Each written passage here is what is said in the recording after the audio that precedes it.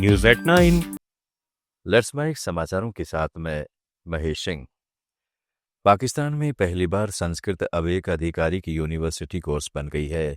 लाहौर की मशहूर LUMS university में क्लासरूम आजकल संस्कृत के शब्दों से गूंज रहे हैं।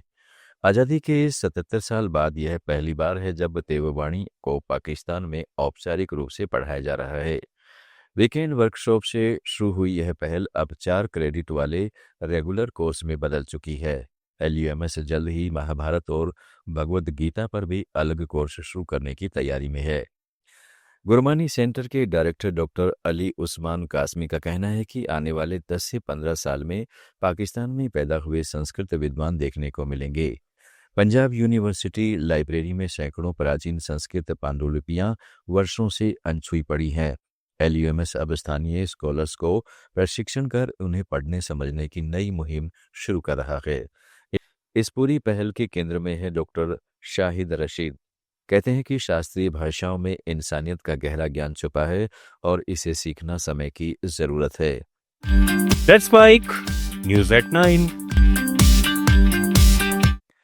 अमेरिका ने ट्रंप गोल्ड कार्ड नागरिकता प्रोग्राम शुरू किया है। राष्ट्रपति डोनाल्ड ट्रंप ने इस नए वीजा प्रोग्राम की घोषणा करते हुए कहा है कि इसका उद्देश्य उच्च कौशल वाले अंतर्राष्ट्रीय प्रतिभाओं को अमेरिका में बनाए रखना है। ट्रंप ने बताया कि पुराने नियमों के कारण भारत, चीन और अन्य देशों के टॉप स्टूडेंट्स अमेरिका से ग्रेजुएट होने के बाद लौट जाते थे। अब नई व्यवस्था कंपनियों को इन प्रतिभाओं को आसानी से हायर करने में मदद करेगी।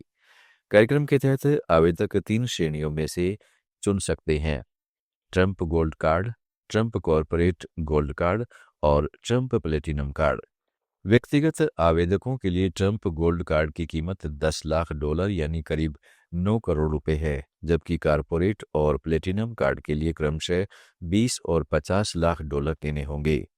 सभी आवेदकों को $15,000 का प्रोसेसिंग शुल्क भी देना होगा। ट्रंप ने इसे अमेरिका में प्रतिभा बनाए रखने और आर्थिक परिदृश्य बदलने वाला कदम बताया है। आवेदन पोर्टल जल्द ही खुल जाएगा और योग्य लोग सीधे नागरिकता के लिए आवेदन कर सकेंगे।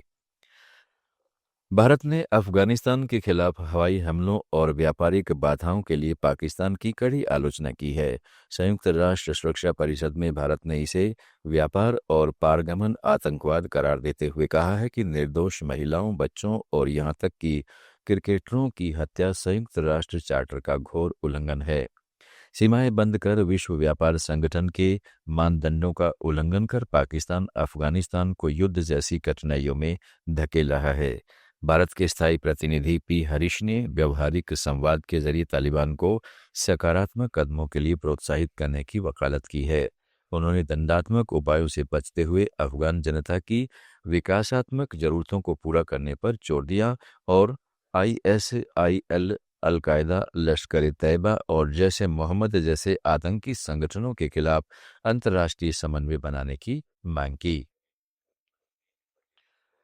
रूसी राष्ट्रपति व्लादिमीर पुतिन का भारत दौर अब अमेरिका की राजनीति में भी गर्माहट ला रहा है। अमेरिकी प्रतिनिधि सिडनी कैमलेगर डव ने PM मोदी और पुतिन की सेल्फी दिखाते हुए राष्ट्रपति डोनाल्ड ट्रंप की विदेश नीति पर जोरदार हमला बोला है। डव ने कहा है कि ट्रंप की दबाव वाली नीति ने भारत को रूस के और करीब धकेल दिया है। उन्होंने ट्रंप के नोबेल शांति पुरस्कार वाले दावे पर भी तंज कसा और कहा कि वो अपने रणनीतिक साझेदारों को विरोधियों की ओर धकेल रहे हैं। वे शांति पुरस्कार का हकदार नहीं।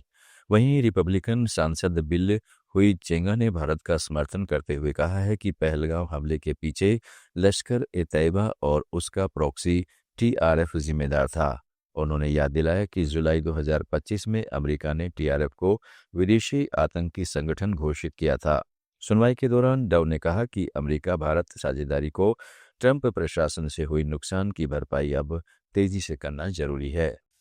आप सुन रहे थे let's mic more than radio. Follow कीजिए हमें हमारे social media platform. It's time for news. It's time for more than radio. Presenting the first radio news app, Let's Mic. Let's Mic, a news-based app on your phone where you get to watch and listen news, talk shows, interviews, radio show podcasts. On Let's Mic, you get all relevant information of